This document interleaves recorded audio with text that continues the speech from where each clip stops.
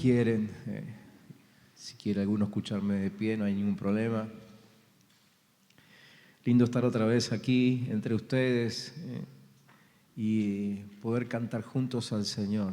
La verdad que son pocas las cosas que puedan compararse con este tiempo tan hermoso que compartimos adorando a nuestro Señor. Aquellos que a lo mejor no han dejado de conectarse nunca, pero todavía no vinieron aquí. Anímense, anímense, vengan, pidan su turno. Como dijo Lina hoy en la introducción, nos hemos asegurado de que los protocolos aquí funcionen. Así que no tengan temor, anótense y vengan, porque la verdad que aquí les aseguro se siente algo muy distinto a lo que sentimos en casa. No quiero decir que la presencia de Dios no esté en su hogar.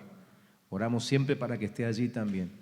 Pero esta comunión que aquí vivimos, sabemos que al Señor le agrada y Él se manifiesta aquí de una manera distinta también. Bueno, ya todos entendimos que este es tiempo de expansión, ¿sí? ¿Amén? ¿Sí? ¿Alguien no escuchó ningún mensaje este año todavía? No. Por lo menos uno tienen que haber escuchado, ¿sí? Porque desde el último domingo de diciembre, en realidad, que estamos con este desafío que el Señor nos ha presentado para este tiempo. Desafío que consiste en expandirnos en todo sentido. Hoy quiero mencionarle algunos ejemplos de expansión, pero para que te quedes tranquilo y para que sepas que este mensaje es para vos, para todos. La expansión no solo tiene que ver con el crecimiento de la iglesia, aunque en realidad, como vos sos iglesia, eso te incluye, ¿sí? Pero tiene que ver también con la expansión de tus proyectos, de tus sueños, aquellos que se los presentaste al Señor o aquellos que el Señor te presentó a vos, ¿sí? En ese sentido, en todo sentido, el Señor quiere que nos expandamos en este tiempo. Y hemos escuchado suficiente acerca de eso, ya estamos convencidos de que este es el tiempo para expandirnos, así que vamos a comenzar a trabajar en eso. Ya no vamos a desafiarlos más a expandirnos, ya todos lo entendieron y supongo que lo deben haber asumido, si no ya después de tantas veces haberlo dicho, ya se tienen que estar cambiando de congregación, ¿no? Nadie dice nada, debe ser por los barbijos que no veo lo que murmuran por ahí, Pero ya lo entendimos, así que vamos a empezar a ponerlo en práctica. Y queremos empezar a compartir con ustedes algunos principios para poder alcanzar la expansión, porque tanto desafío,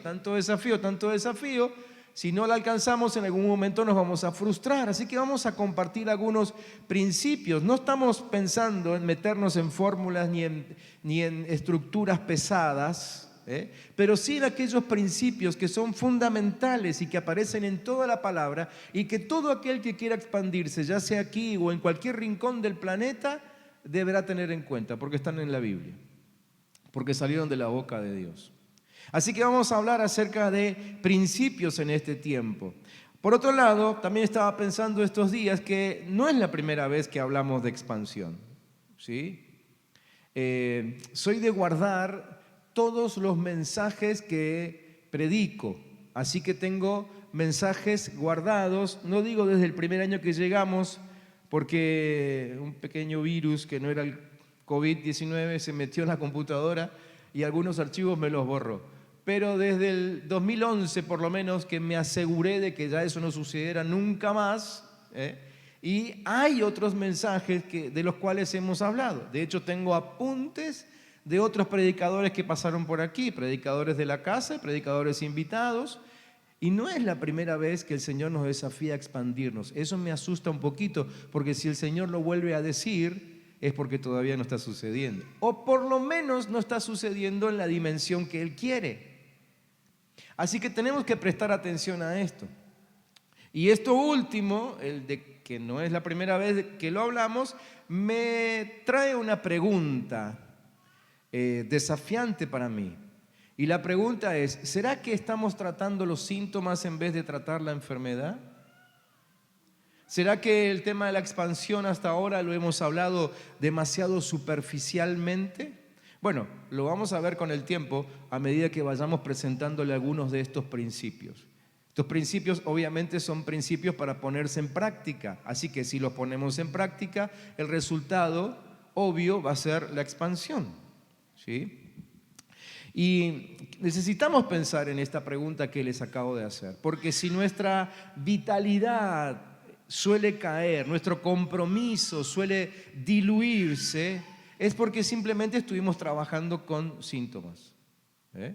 Y no con la verdadera enfermedad. Y si queremos sanar los verdaderos problemas que tenemos o que impiden la expansión, el crecimiento, la madurez, necesitamos profundizar, y eso no tiene que ver con que nuestros programas no sean los adecuados. Porque la verdad es que, como les quiero mostrar hoy, los programas, los métodos, las estrategias, no son lo que terminan definiendo la expansión. No son los que resuelven la expansión. Son necesarios, ahora les voy a contar, pero no son los que nos llevan a la expansión. Por eso es que necesitamos hablar de algunos principios, porque nuestra mayor necesidad es una mayor comprensión de Dios y de su corazón, de su mente, de sus pensamientos, de sus intenciones, ¿sí? La expansión no es algo que nosotros logramos o producimos en la iglesia. Esto no es una fábrica de expansión. Y por más que le pongamos esfuerzo, no podríamos expandirnos por nuestros esfuerzos, ¿sí? Dependemos de una relación correcta con el Señor. Por eso todos los principios que les vamos a ir presentando van a tener que ver con eso, con una relación correcta con el Señor.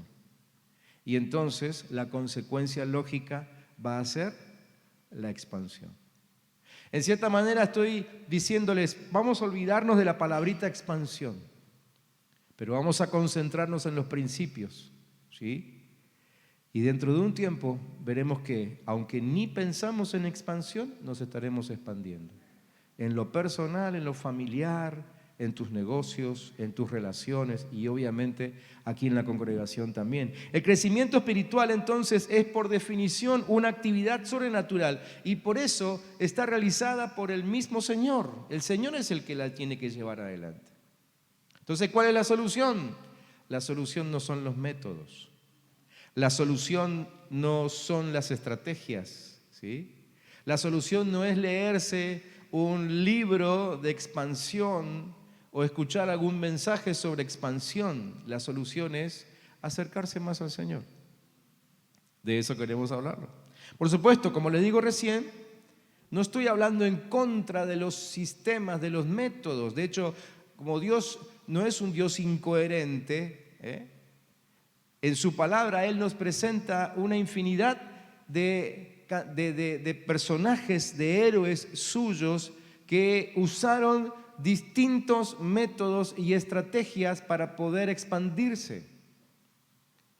Ahora, si quisiéramos seguirlos todos, quizá no nos alcance la vida, porque la verdad es que Dios usó métodos distintos con cada persona con la que trabajaba. Los métodos son necesarios, pero no son el secreto. Los métodos vienen a ser como esas vías del ferrocarril, ¿sí? Sobre las cuales el tren marcha, pero definitivamente no son las vías las que le dan la fuerza al tren para que marche. ¿Se entiende, no es cierto?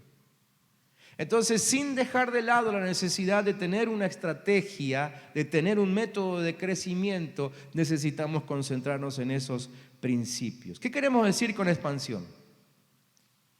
¿Cómo podemos saber si como iglesia, vamos a generalizar ahora, si como iglesia estamos creciendo? Generalmente cuando no sé, alguien te pregunta, bueno, tu iglesia está creciendo, ¿qué es lo primero que haces? Hablas de números, ¿no es cierto? Sí, pero nosotros los pastores hacemos lo mismo. Sí, la verdad que tenemos tanta más cantidad de gente, ¿sí? Miramos los registros, vemos que en los grupos de crecimiento hay más gente, vemos que en las reuniones hay más gente, vemos que en el chat, ahora que estamos con esto de las transmisiones en vivo, se agrega, ¿no? Cada fin de semana alguna persona que no conocíamos y permanece ahí. Entonces, es como que lo primero que hacemos para considerar la expansión es ver cómo están los números. Y no está mal. La verdad es que no está mal, no tenemos que pedir perdón por mencionar el crecimiento numérico. La Biblia habla de números. Lucas, cuando escribe el libro de Hechos, por ejemplo, él habla muchísimo acerca de números. Ustedes se acuerdan, apenas empieza el libro de Hechos, capítulo 2, ahí nomás, ya Lucas empieza a relatar lo que pasaba después de Pentecostés y él mismo dice que había un gran número de personas que el Señor añadía constantemente. Él habla de esos 3.000, ¿se acuerdan? Que se bautizaron en un solo día. Después a los 15 días hay como 5.000 y él da números específicos. No está mal hablar de números. De hecho, vemos que la iglesia tuvo que generar nuevos ministerios, como el ministerio de diáconos que aparece en el capítulo 6, servidores. ¿Por qué aparecieron esos diáconos, esos servidores? Y porque el número de los discípulos crecía. Después vamos a observar, y me encanta mencionar a esta iglesia. El año pasado me parece que fue, les hablé acerca de la iglesia de Antioquía. Me encanta esa iglesia, para mí es un modelo extraordinario. Y cuando estudiamos la iglesia de Antioquía, vemos que por lo menos dentro de su historia hay 3 veces que se menciona el tema de los números. Ahí en Hechos capítulo 11, en el capítulo 24, en el capítulo 26, se habla acerca del crecimiento en la iglesia de Antioquía. ¿Sí? Números. No está mal pensar en números, y mucho menos si dentro de los números está algún familiar tuyo, ¿no? Entonces el número cuenta. Si yo voy a decir, bueno, se agregó uno más, pareciera que suena una frase hecha, algo frío, pero si ese uno más es mi esposa, tu esposo, tu hijo, un padre, un primo, un amigo querido, entonces el número cuenta. No está mal hablar de número, pero el crecimiento numérico no es la verdadera medida completa del crecimiento de la iglesia. Los números no son lo único que hablan acerca de expansión. ¿Qué pasa con temas como, por ejemplo, una vida espiritual profunda? Cuando nosotros encontramos cristianos que tienen una vida espiritual profunda, ¿eso de qué está hablando? Está hablando de expansión. ¿Qué pasa con las relaciones interpersonales? ¿Qué pasa cuando en un grupo vemos que todas las personas se llevan bien? Eso es un tipo de expansión. Ahora vos vas a una congregación donde están todos peleados y decís, esta iglesia no creció nunca. A lo mejor tiene 5.000 personas en el culto, ¿sí? Pero todos se llevan mal, no crecieron nunca. ¿Qué pasa con la tarea de transformación de la cultura? ¿Qué pasa cuando una iglesia es muy numerosa, hay números, pero el entorno no es transformado? No sé si les pasa eso a ustedes o no, pero a mí como que se me revuelve un poquito cuando me mencionan que hay países, no voy a decir cuáles, pero que tienen, por ejemplo, un 98% de cristianos en la población. Y son de los países más violentos que tenemos en Latinoamérica. Entonces la iglesia no creció. Creció en número, pero no se expandió porque no transformó la cultura. Estos días, viendo tanta noticia sobre Formosa, ustedes las han escuchado, la han visto, ¿no es cierto? Marina me preguntaba, ¿no hay ninguna iglesia fuerte en Formosa? Y les digo, he viajado bastante por el país, conozco muchos pastores, conozco muchas congregaciones y no recuerdo una sola que sea realmente poderosa en Formosa. Entonces hoy tenemos lo que tenemos. Entonces, por más que haya mucho número de gente sentada en las sillas, no importa el protocolo en este tiempo, el tema es que si no hay estas transformaciones generales, entonces no podemos hablar de expansión. Lucas escribió que la iglesia primitiva estaba dedicada a la enseñanza de la doctrina, estaba dedicada a la comunión, a la adoración, a la oración. Estaban tan comprometidos los unos con los otros que vendían sus propiedades para que nada le falte a nadie. ¿Alguna vez pensaste eso, en vender algo tuyo para que no le falte a tu hermano? Estoy seguro que la gran mayoría de ustedes pensaron en regalarle algo que tienen en casa porque se dieron cuenta que alguien tenía una necesidad. Pero a alguien se le ocurrió, por ejemplo, vender un auto, vender una casa, como si pasaba en la iglesia primitiva, para que a tu hermano no le falte. Eso es expansión de la iglesia. Más allá de los números, eso habla de expansión, habla de crecimiento. La iglesia en Antioquía, por ejemplo, participaba en ofrendar para aliviar el hambre en Jerusalén. Una ciudad que quedaba lejos y además era otra provincia. Inauguró además esa iglesia un plan estratégico para establecer nuevas iglesias en todo el mundo conocido. Pablo, el apóstol, era parte de eso. Y él llegó a decir en un momento, siendo enviado por Antioquía, no tengo ya dónde predicar. Está bien, después de eso se descubrieron muchos lugares y se pobló mucho la tierra. Pero para su tiempo, eso era expansión. Llenarlo todo con el Evangelio.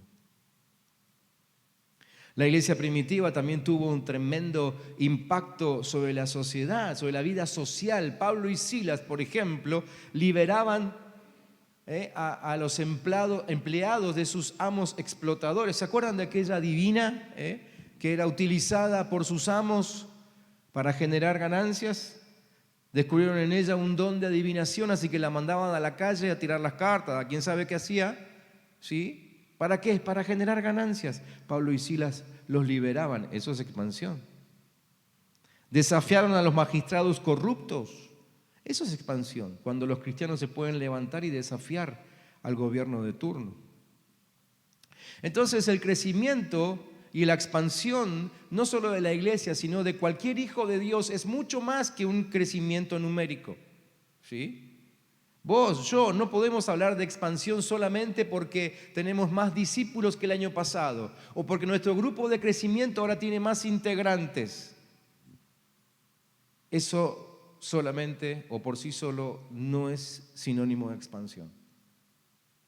Expansión tiene que ver con transformación del medio donde me muevo. Por eso que necesitamos ver estos principios. Por eso es que necesitamos recordarnos a nosotros mismos que la expansión no consiste en métodos ni en estrategias, no tiene nada que ver con nuestras fuerzas. Todo esto que les acabo de mencionar, desde el crecimiento numérico hasta la transformación de la cultura, es algo en lo cual solamente Dios puede participar. Solamente Él lo puede hacer. Si no es Dios, entonces no funciona. Así que aquí va el principio número 1. Principio número 1. No sé cuántos van a ser.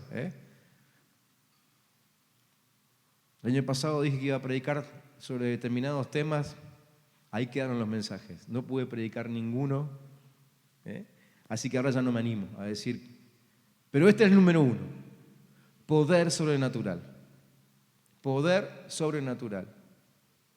Si te querés expandir, necesitas tener en cuenta un poder que no es tuyo, es sobrenatural. Está por encima de vos, no sale de tu interior, no lo podés comprar en ninguna tienda. Poder sobrenatural.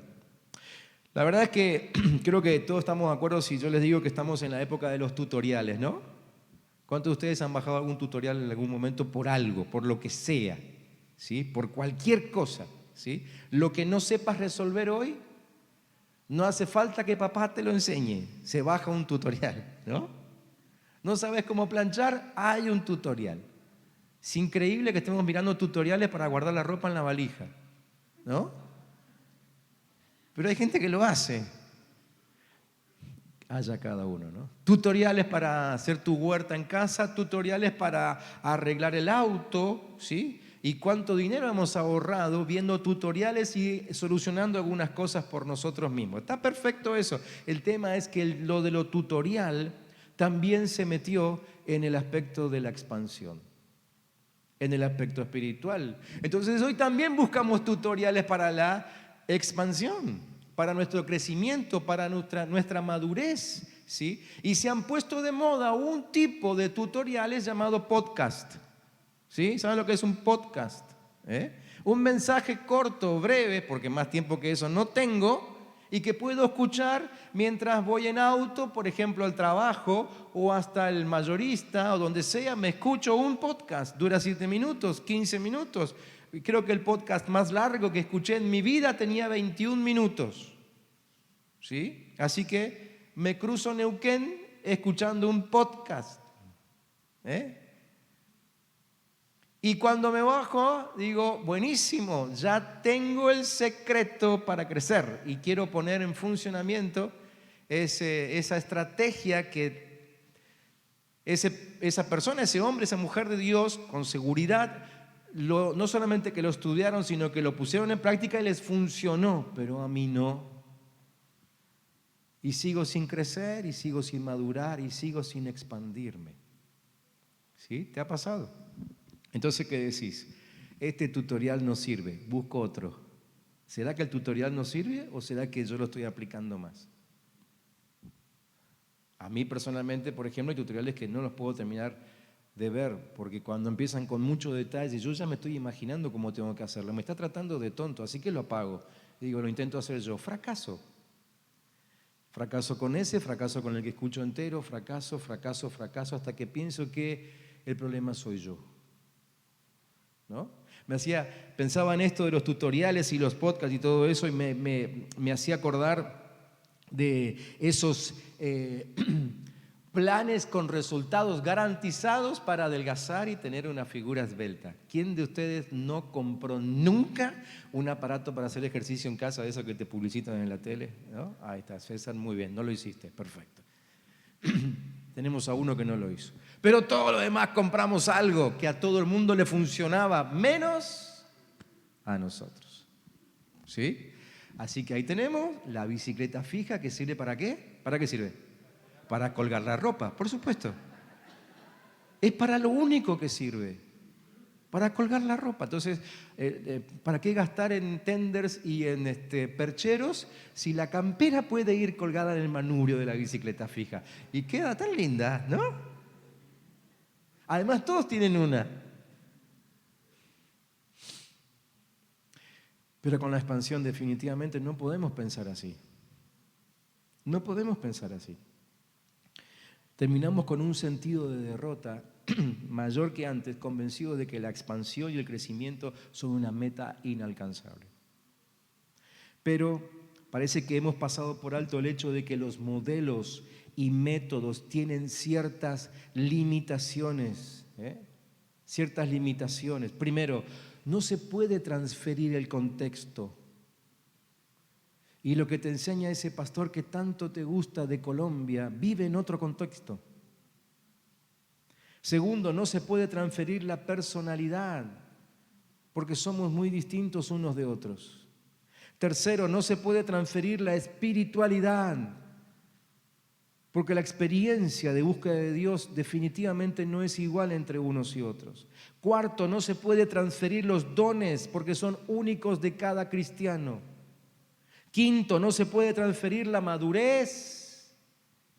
Algunos maduran en una semana, otros maduran en un año y otros maduran en 10 años. Definitivamente no se puede. Y cuando empezás a mezclar estos 5 puntos que te acabo de dar, la diversidad es increíble, entonces es tan difícil, ¿no?, poder seguir fórmulas y métodos y estrategias.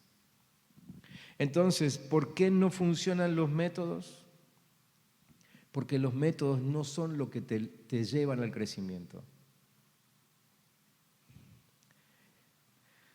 Nos olvidamos muchas veces que Jesús dijo y prometió que Él edificaría la iglesia. ¿Se acuerdan de eso? ¿Sí?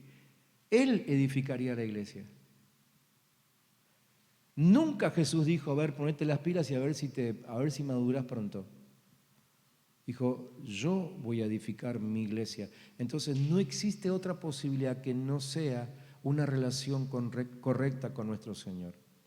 La Biblia abunda en ejemplos donde hombres y mujeres intentaron ayudar a Dios en realizar su obra. Quizá el ejemplo que más recordamos es el de Abraham, ¿no?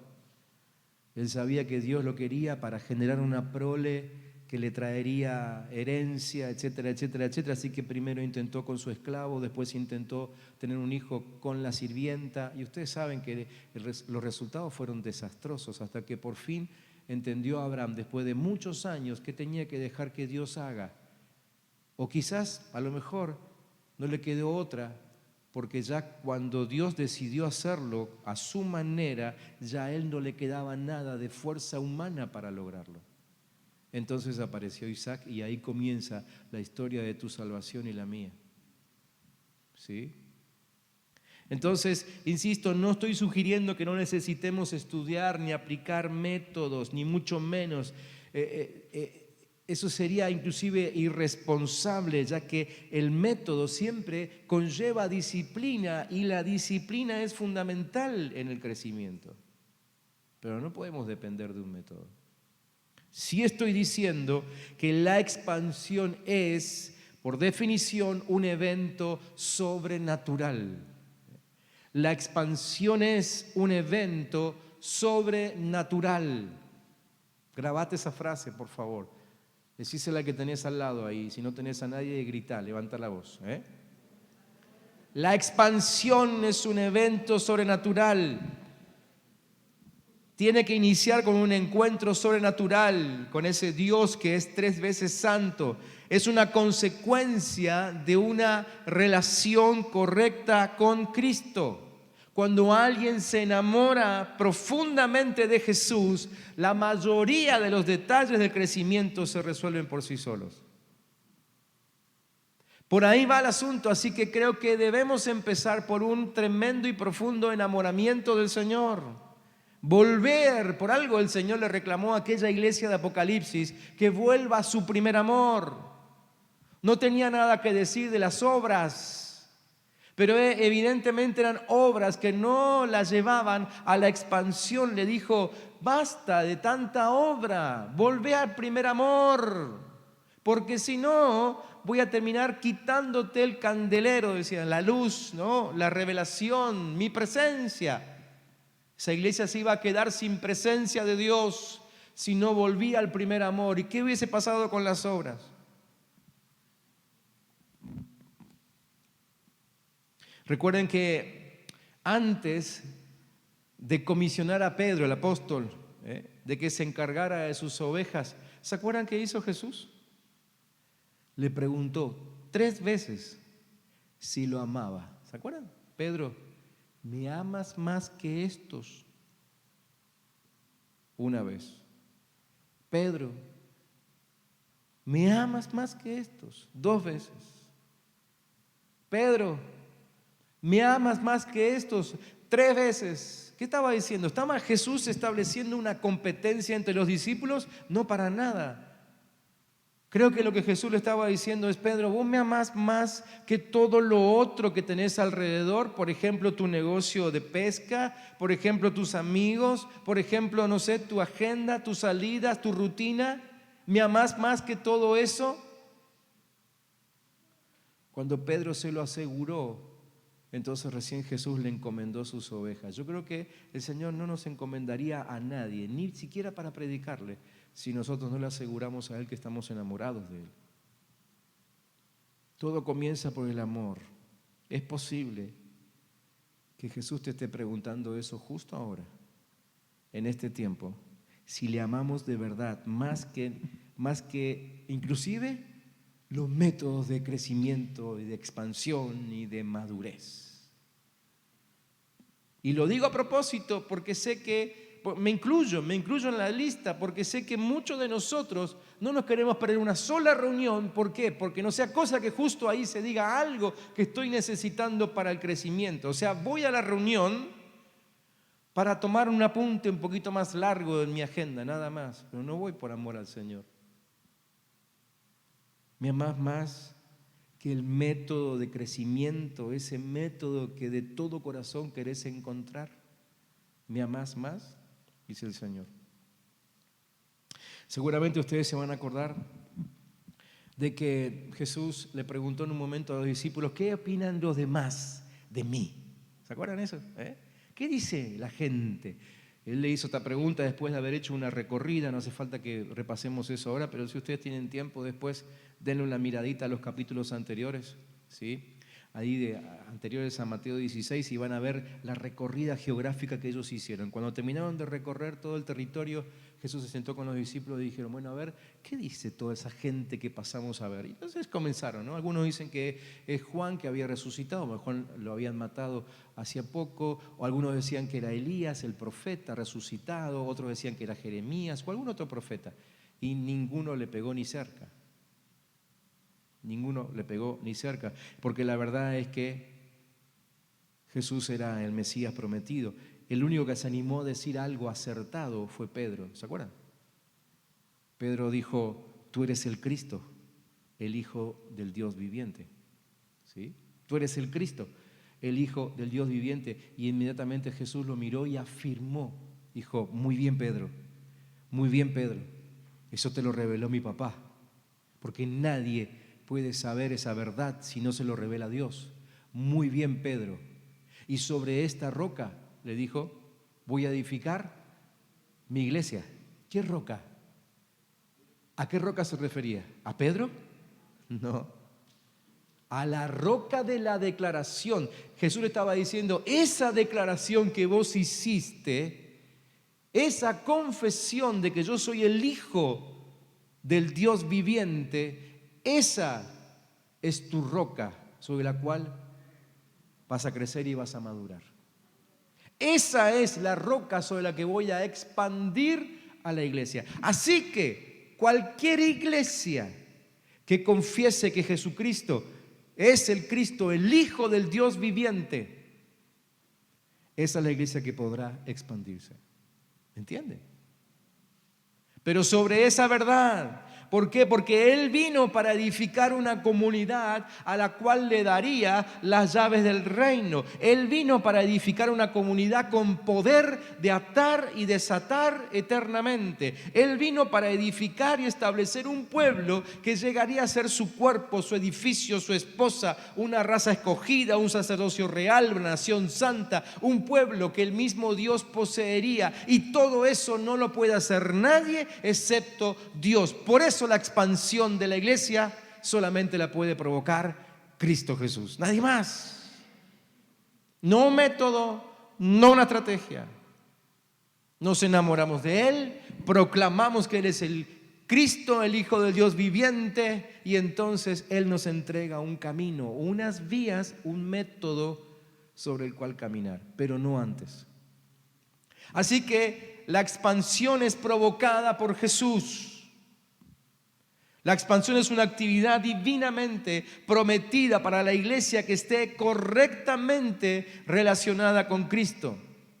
El primer paso entonces para todo crecimiento es una investidura sobrenatural, poder sobrenatural. Poder sobrenatural. Dios diseñó su iglesia para crecer. Él desea que crezca y la invistió de poder para crecer. Nunca podemos olvidar que ese poder viene de Él. No nos vamos a expandir de otra manera. Pensemos ahora en esa iglesia que les mencioné, la iglesia de Antioquía, porque creo que podemos descubrir algo ahí. Ellos descubrieron primeramente que se necesitaba poder sobrenatural que no estaba en ellos.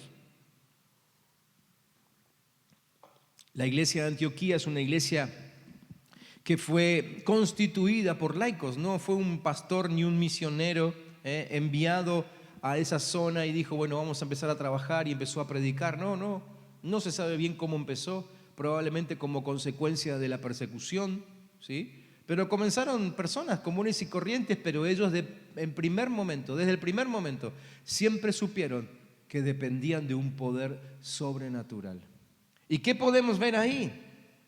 Que nos muestra justamente ese que ellos consideraron el poder sobrenatural. Primero, en Hechos 11:21 nos dice que la mano del Señor estaba con ellos. La mano del Señor estaba con ellos. Y esa frase señala claramente que hay una investidura sobrenatural y los resultados que ellos estaban teniendo indicaban eso. Dice el versículo 21 que un gran número que creyó se convirtió al Señor. Y eso no sucede si la mano del Señor no está con ellos. Cuando la mano del Señor está con o sobre uno, la actividad está investida de poder sobrenatural y entonces da resultados. Pero si la mano de Dios no está con nosotros, fracasamos una y otra vez. Y un gran ejemplo de esto es el rey Saúl. La Biblia expresamente dice que Dios le quitó la mano, Dios le soltó la mano, y ustedes saben cómo termina el rey Saúl. No solamente que termina él con un reinado desastroso, con un testimonio pésimo, sino que hasta inclusive se tira sobre su espada para suicidarse. Entonces, hay una gran pregunta que tenemos que hacernos. ¿Siento yo la mano de Dios sobre mi vida? ¿Sobre mi ministerio? Y todos me van a decir, sí, por supuesto que siento la mano de Dios. Bueno, la próxima pregunta es, ¿y cuál es la evidencia de la mano de Dios sobre tu vida? Porque cuando la mano de Dios está sobre tu vida hay expansión. ¿Cómo estás creciendo? ¿Cuáles son las evidencias de tu madurez? La segunda frase significativa está ahí en el versículo 23, cuando dice que Bernabé llegó y vio la gracia de Dios, se regocijó y exhortó a todos a que con corazón firme permaneciesen en el Señor. ¿Escucharon eso? Dice que Bernabé llegó y vio la gracia de Dios. Me llamó la atención esto. ¿Por qué? Porque yo puedo sentir la gracia de Dios, puedo experimentar la gracia de Dios, pero ¿cómo se ve la gracia de Dios? ¿Cómo se ve la gracia de Dios? Me llamó la atención, así que me puse a mirar un poco en el contexto. Y claro, la gracia de Dios se ve, por ejemplo, en el versículo 24, cuando dice que grandes números de personas estaban llegando al Señor. Jesús ya nos había aclarado de que nadie se acerca al Padre si el Padre no lo atrae. Así que si hay gente llegando a la iglesia, eso es gracia de Dios. Ahí ves gracia de Dios. En el capítulo 13 dice que él vio que estaban verdaderamente entregados a la oración y al ayuno. ¿Sí? Vio que verdaderamente estaban entregados a la oración y al ayuno. ¿Sí? Entonces, ¿cómo se ve gracia? Se ve gracia de Dios cuando una iglesia tiene hermanos que están dedicados a la oración y al ayuno. Amén. Sí, como que lo digo varias veces para que ustedes tengan tiempo de reflexionar de por qué el miércoles nunca se llena este lugar como se llena un domingo. Por ejemplo, todo el año pasado, cada primer semana del mes, la comenzamos con una semana de ayuno. Yo estoy pero segurísimo que todos ustedes ayunaron todas las primeras semanas de cada mes del año pasado. ¿Amén? Ay, Señor, ese silencio me confunde. Mañana comienza una nueva semana de ayuno y oración. A la tarde, el Ministerio de Intercesión ya empieza a enviar los motivos para estar orando toda la semana. Después de que te estoy diciendo esto, me parece que no deberías ni pensarlo. Si querés ver expansión de Dios, entonces sé cómo la iglesia de Antioquía, a quien Bernabé vio comprometidísima en orar y ayunar. En el capítulo 11 también dijo que vio que estaban dando ofrendas en forma sacrificial y espontánea. Eso es gracia de Dios. ¿Quién quiere soltar lo que tiene en su bolsillo para dar a una iglesia como la de Jerusalén, que estaba a cientos de kilómetros, a la cual no habían conocido, a la que quizás nunca conocerían? ¿Quién? ¿Quién va a meter la mano en el bolsillo en un año de crisis? O 2 años de crisis, o 3 años de crisis. Cuando la crisis se profundiza, ¿qué hago? Saco la mano del bolsillo, no doy, me lo guardo, ¿no?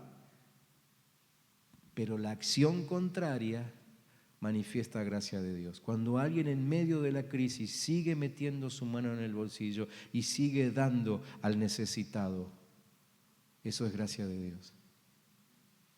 Y cuando hay gracia de Dios, hay expansión. Varios de ustedes aquí testificaron eso. Que cuando empezaron a dar al Señor, ya sea directamente a un hermano necesitado o a través de sus ofrendas, ¿sí? Las que recogemos aquí, el Señor los bendijo y los expandió económicamente. ¿Amén? ¿Alguien aquí puede testificar de eso? Levánteme la mano. Miren cuántas manos levantadas. Miren cuántas manos levantadas. ¿Es que es así? Sé que allá en casa también unos cuantos están levantando la mano. Bernabé vio una iglesia con una visión para el mundo. Una visión para el mundo. Ellos, una iglesia que prácticamente arrancó sola. Nadie sabe bien cómo es que recibieron sus primeras instrucciones. Pero ellos tenían una visión de alcanzar a todo el mundo con ese evangelio que a ellos los había transformado. ¿Qué visión tenemos nosotros de transformar aunque sea al vecino que tenemos viviendo al lado? ¿Sí? El otro día hablábamos con una hermana que me pedía una dirección de una iglesia en una zona de la ciudad. Digo, mira, antes de recomendarte alguna, le digo, ¿por qué no pensás en abrir vos una iglesia ahí? Risas de por medio, todavía no tengo la respuesta. Pero quizás alguien empieza a sentir desafíos de Dios por ir a esos barrios donde hoy por hoy no tenemos iglesias para recomendar o quizás ni existan. Eso es gracia de Dios. Y cuando hay gracia de Dios hay expansión. Quizá el testimonio más visible de la gracia de Dios lo observó el apóstol Pablo. Él también escribió sobre la iglesia de Antioquía. ¿Y cuál es la evidencia que vio el apóstol Pablo? Dijo, él habló del compañerismo establecido. Eso lo dice en Gálatas capítulo 2. El compañerismo que se veía entre judíos y no judíos. Definitivamente no hay forma que eso sucediera en aquel tiempo si no hubiese sido por la gracia de Dios. Por eso se expandían, por eso crecían, por eso sus bautismos no eran de a 25 o de a 30 como los nuestros. Ay, nosotros decimos, qué impresionante la cantidad de gente que se bautizó. 3.000 tuvieron ellos en el primer bautismo.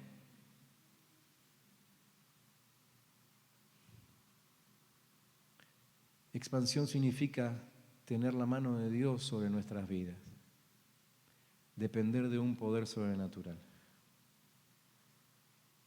Olvídate de la palabra expansión, pero metete, sumergite profundamente a buscar el poder sobrenatural de Dios.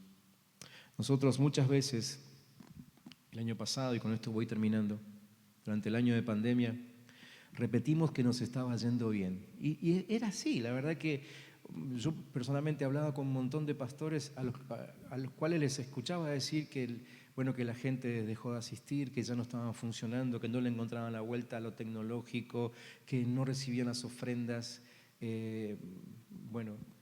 Estuvimos los días pasados orando con un pastor que literalmente tuvo que devolver el edificio. El alquiler ya era insostenible para los pocos que les permitían asistir en ese lugar. Lamentable. Y nosotros podemos decir, bueno, gloria a Dios, porque aquí todo se pudo seguir manteniendo, inclusive hacer algunas inversiones en año de pandemia, como esta tremenda pantalla, ¿no? Podemos decir que nos fue bien, pero el gran peligro es que esos éxitos nos den la ilusión de que fueron logrados con nuestros esfuerzos humanos. Eso es un peligro tremendo. Y debemos llamarnos la atención entre todos, incluyendo al pastor, si al pastor le pasara, para recordarle que si algo logramos es por el poder sobrenatural de Dios sobre nosotros. Y si algo te va a suceder, va a ser por su poder sobrenatural. A veces también, por otro lado, estamos tentados a mirar nuestros recursos limitados y decir que nunca vamos a crecer, ¿no? Pero cuando tengas esa tentación, recordá que la debilidad del apóstol Pablo, ¿se acuerdan? Fue el foco de la fuerza con la que Dios lo usó. En tu debilidad, le dijo el Señor, ¿se manifiesta qué cosa? Mi poder. Todo depende del poder sobrenatural de Dios. Vamos a empezar una campaña interna, ¿qué les parece? De búsqueda de poder sobrenatural. Y alguno me mira como diciendo, bien, pastor, dígame, ¿qué es lo primero que tengo que hacer? No, es que eso es método. No se trata. Cuando te digo, vamos, los desafío a buscar poder sobrenatural de Dios, ¿qué vas a hacer? Llega a tu casa, clavá rodillas y empieza a orar. No esperes que desde aquí te digamos lo que tenés que hacer. Después veremos sobre qué riel acomodamos todo. Pero esto es búsqueda plena, personal, íntima del Señor. En esa historia que nos recordaba Rodriguito en su mensaje el domingo pasado fue, domingo pasado. Hace una eternidad. Ahí en el libro de Josué, en la conquista de la tierra prometida, ahí vemos dos casos opuestos, una historia seguida a la otra. Primero, el pueblo diciendo, imposible derrotar Jericó, imposible. Jericó en aquel tiempo se decía que era la ciudad más fortificada de la época. Sus muros literalmente eran imbatibles, muros de 6 metros de ancho, no sé qué altura, algo increíble, ¿no? Nadie los había podido derrotar, así que ¿qué es? El pueblo de Israel ni siquiera eran guerreros. Se vieron débiles, pero Dios les dijo, ¿qué lo voy a hacer yo? Ustedes vayan y den unas vueltitas ahí nomás alrededor de la muralla. Y ustedes saben lo que pasó, ¿no? Después del último día, las murallas literalmente se vinieron abajo sin que ellas la toquen y conquistaron Jericó. Próximo pueblo para conquistar, pueblo de Jai. ¿Qué dijeron los israelitas? Pan comido. A estos los vencemos muy fácilmente. Salieron huyendo, corriendo, y de hecho varios miles murieron. Los dos extremos, ¿no? El de decir no puedo, al decir yo me la banco toda. En ambas lecciones Dios le dijo, no depende de ustedes, siempre va a depender de mí. La expansión viene por el poder sobrenatural de Dios. Dios está buscando vasos limpios que se dejen llenar de poder sobrenatural. Cuando seguimos en el relato de Hechos capítulo 4, fíjense lo que asombró al Sanedrín, a ese conjunto de religiosos que gobernaban la ciudad, acerca de los apóstoles. No les sorprendió la estrategia ni el método que usaban para predicar, ni si usaban las 4 leyes espirituales o evangelismo explosivo, o si llevaban la Biblia bajo el brazo. No les impresionó eso. Dice, viendo la valentía de Pedro y Juan y teniendo en cuenta que eran hombres sin letras e indoctos. En otra versión dice, del vulgo, o sea, de lo más vulgar, ¿sí? Se asombraban y reconocían, ¿qué cosa? ¿Qué cosa? Reconocían que habían estado con Jesús. Pregúntenme, pastor, ¿usted qué quiere de esta iglesia? Pregúntenme. Yo les voy a decir, ya que me están preguntando, se les voy a decir. Quiero que la ciudad vea a Jesús acá. Que vea a Jesús en vos cuando estás en tu trabajo. Que escuche a Jesús hablar y cantar pared por medio en el vecindario. Eso es lo que sorprendía a aquella gente y lo que tiene que sorprender hoy, que la presencia de Jesús está en nosotros. Cuando fueron amenazados, ellos no acudieron al César quejándose de que sus derechos concedidos por la Constitución habían sido violados. Más bien ellos acudieron al Rey de Reyes. ¿Y qué dijeron? Dice el capítulo 4 también, versículo 31, que cuando acabaron de orar, después de tanta persecución, después de tanta opresión, después de tanta normativa y legislación en contra de la iglesia, ellos qué hicieron, se fueron a orar. Y después de orar, ¿qué pasó?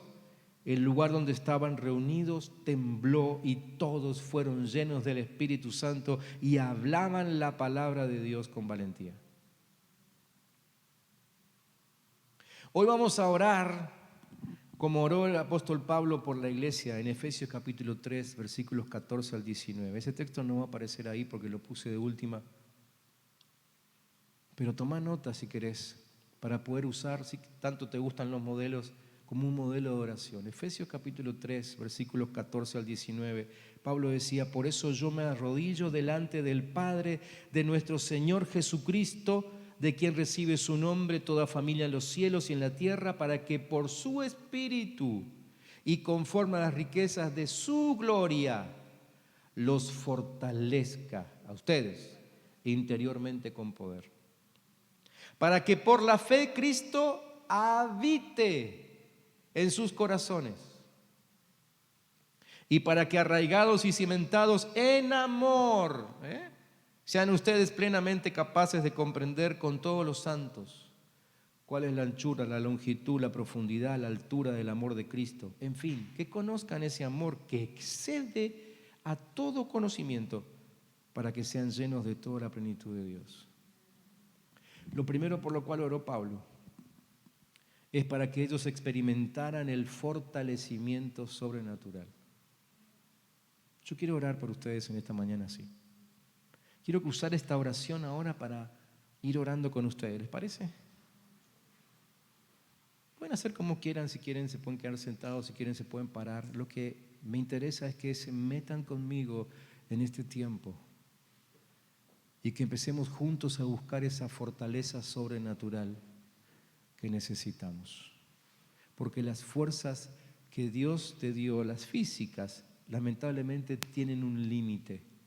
Tus fuerzas, tus energías, seas de los que más corren o de los que menos corren, no importa, todas tienen un límite y en algún momento vas a necesitar de fortaleza sobrenatural. Señor,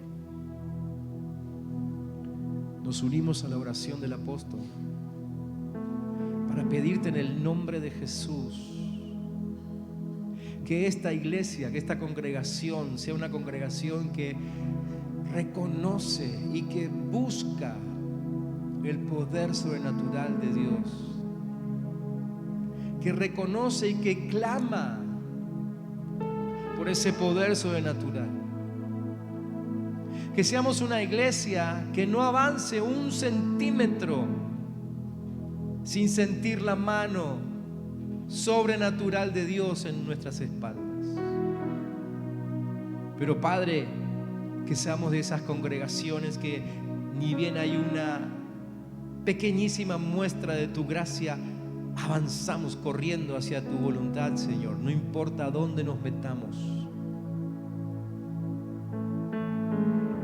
Señor, pido tu fortaleza sobrenatural sobre cada uno de mis hermanos, aquí y allí en la transmisión y a donde llegue este video, Padre, en el nombre de Jesús. Venga tu fortaleza sobrenatural para que puedan resistir el embate del enemigo, la tentación en la calle, la burla y aún la persecución. Fortaleza sobrenatural. La segunda cosa por la que oró Pablo es para que Cristo habitase en ellos por medio de la fe. Es que el Padre no hace residencia en quien no le reconoce. El Padre no va a vivir a la vida de alguien que no le reconoce como Señor. Así que pregúntate, ¿es el Señor de mi vida? ¿Es el Señor de mis planes?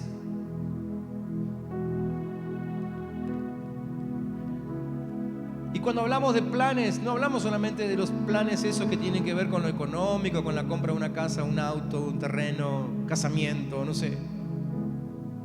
También los planes que vos pensás que son para Él. Por ejemplo, tus planes evangelísticos.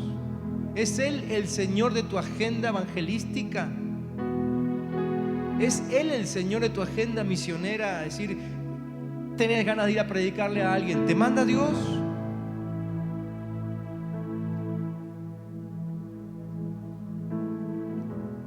¿Pensás según el poder de Cristo o el tuyo cuando tenés esos pensamientos según las circunstancias que te tocan atravesar?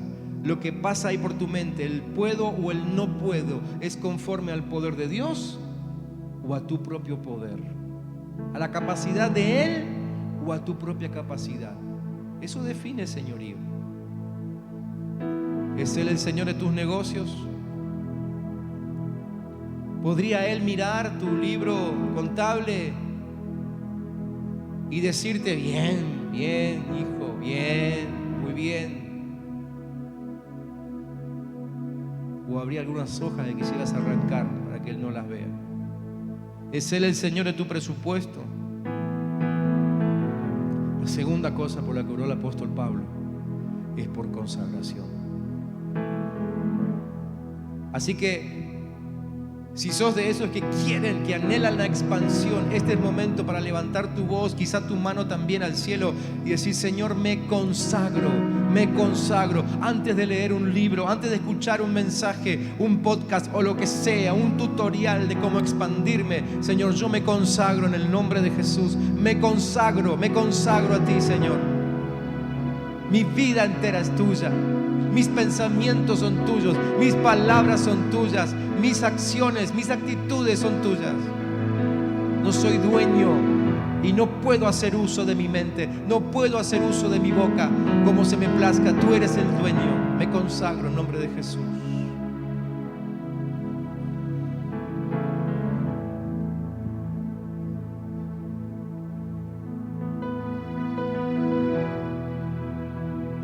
La tercera cosa por la que oró Pablo es para que conocieran el amor de Cristo que excede a todo conocimiento. Parece contradictorio, ¿no? ¿Cómo es eso de que conozcamos algo que no se puede conocer? Pero antes de terminar la frase, el apóstol agrega, con todos los santos. Entonces se entiende. Claro, excede todo conocimiento cuando estoy solo. Yo por mí mismo no puedo conocer todo de Dios, pero cuando me uno a mi hermano, y cuando me uno a mi otro hermano, y a mi otro hermano, y al otro, entonces lo que Dios le reveló a él, y a ella, y al otro allá, se une a lo que Dios me reveló a mí, y empiezo a conocer lo que de otra manera no se puede conocer. Conozco el amor de Dios que excede a todo conocimiento cuando vivo en el cuerpo. A ver si me entienden. Puedo conocer el amor de Dios solo, en mi casa, nunca congregándome, pero no conoceré el amor de Dios que excede todo conocimiento. Puedo conocer el amor de Dios que conoce todo el mundo. Cualquier presidente de algún país conocido o desconocido, un corrupto de primera, un ladrón, no sé, lo que sea. Cualquiera dice, sí, yo sé que Dios es amor. Ese amor lo puede conocer cualquiera. Pero ¿quién conoce el amor que excede conocimientos? Solamente el que es capaz de vivir en el cuerpo de Cristo. No podemos desechar la iglesia. No podemos vivir sin la iglesia. ¿Cuántos aquí quieren conocer el amor de Dios que excede a todo conocimiento? ¿Cuántos quieren? Allí en casa quieren. Si querés conocer el amor de Dios que excede a todo conocimiento, comenzá pidiéndole perdón al Señor por haber herido a su iglesia, por haber desechado a algún hermano, por no acercarte a Él porque te parece que es menos que vos.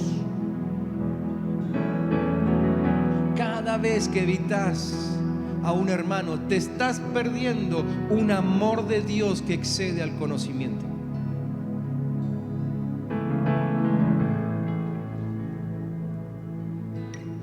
Vas a decir, pero pastor, yo no me lo banco. ¿Vos crees que Jesús se bancaba tus actitudes y lo que había en tu corazón y en tu mente y lo que practicabas y tus palabras y todo eso? ¿A vos te parece que a él le gustaba? Yo creo que internamente ahí con el Padre hablaban y decía: Señor, no me lo banco, pero voy a la cruz por él, porque vos lo amás. Y si Jesús pagó con su vida para recuperarte, ¿no pagarías vos el precio de sentarte al lado de alguien que a lo mejor es simplemente distinto a vos, que no habla de tus temas, que se ríe de una forma diferente?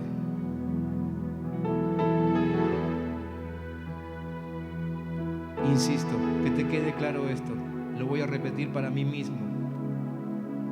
Todos pueden conocer el amor de Dios, pero el amor que excede todo conocimiento, ese otro amor superlativo, solamente lo conocen aquellos que viven en unidad con los santos, como dice el apóstol Pablo. Señor, en nombre de Jesús, que esta sea una iglesia que manifieste comunión, como la iglesia de Antioquía, donde el judío y el gentil se sentaban juntos y compartían todo, absolutamente todo, donde uno se preocupaba por el otro.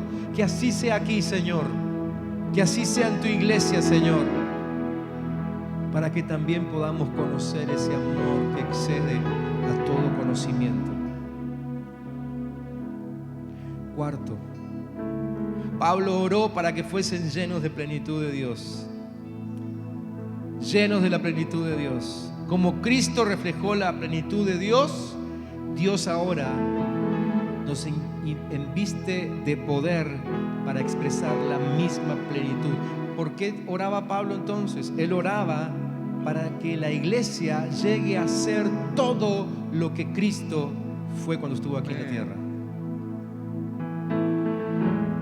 Tu objetivo, iglesia, es ser como Cristo cuando Él estuvo aquí en la tierra. Entonces, si vas a dejarte sorprender por algún personaje, si vas a seguir el modelo de alguien, que ese alguien sea Jesús, lee los 4 evangelios, repasá una y otra vez todas esas historias. Algunas se repiten, quizás con la intención de que se te meta dentro el modelo de Jesús. Sé que hay hombres y mujeres a lo largo de la historia que nos han impresionado, pero este es tiempo de expansión, y la expansión viene si hay gracia de Dios sobre nosotros, y la gracia de Dios vendrá si somos nosotros lo que Cristo fue cuando estuvo en la tierra. Entonces te conviene, aunque sea por un tiempo, cambiar de modelo y leer acerca de Jesús. Señor, en nombre de Cristo, queremos ser como Él. Queremos ser como Cristo Jesús cuando estuvo aquí en la tierra, que no perdía oportunidad para hablar del Padre, que amaba a todos, aún aquellos que le hacían mal, lo perseguían. Que seamos como Él, que dependemos de ese encuentro diario contigo, papá. Aunque eso represente levantarse a la madrugada, como lo hacía Él, con tal de andar según tus planes. Que seamos como Cristo, que no usamos el poder para vanagloriarnos, sino para sanar, para liberar, para prosperar al empobrecido.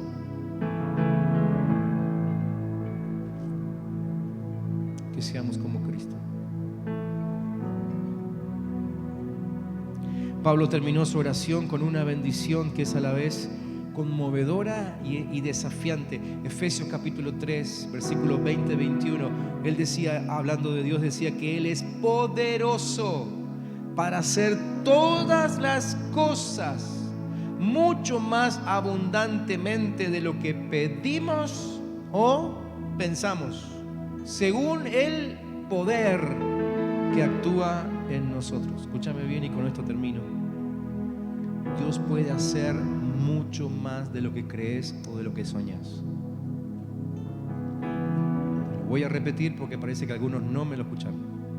Dios puede hacer mucho más de lo que crees o de lo que soñás. Algunos empiezan a convencerse. Lo vuelvo a repetir. Dios puede hacer mucho más de lo que crees o de lo que soñás. Algunos todavía tienen el muro de Jericó por delante. Es alto, ¿no? Y entonces los obstáculos se presentan con fortaleza ahí delante tuyo y te dicen: olvídate, por acá no pasás. Pero Dios puede hacer mucho más abundantemente de lo que crees o de lo que soñás. ¿Cuántos dicen amén? ¿Cuántos aplauden la gloria de Jesús? ¿Cuántos dicen: el poder es de Dios, no es mío? Es su poder que está en mí. Es su poder que está en mí. Es su poder que está en mí. Mi Señor. Oh Padre, vivimos para adorarte. Vivimos para adorarte, Jesús.